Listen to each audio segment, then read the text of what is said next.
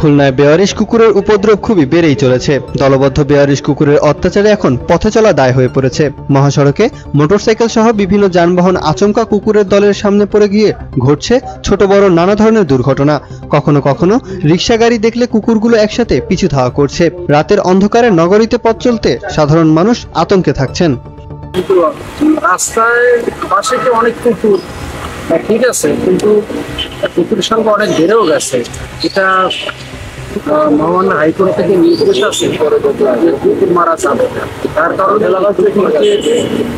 প্রতি বছর city corporation থেকে কুকুর নিয়ন্ত্রণ করে যে মারা বা তাদের এখান থেকে অপসারণ হয়, সেটা বন্ধ হয়েছে মানে মহামান্য হাইকোর্টের নির্দেশনার কারণে।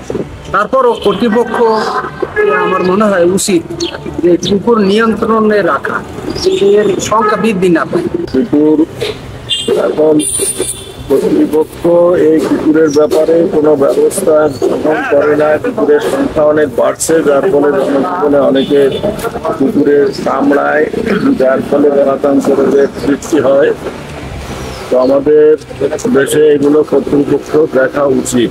প্রকৃতপক্ষে কুকুর মারা বেশি, কিন্তু কুকুরের সংখ্যা বেশি হতে মানুষের কুকুর অত্যাচার।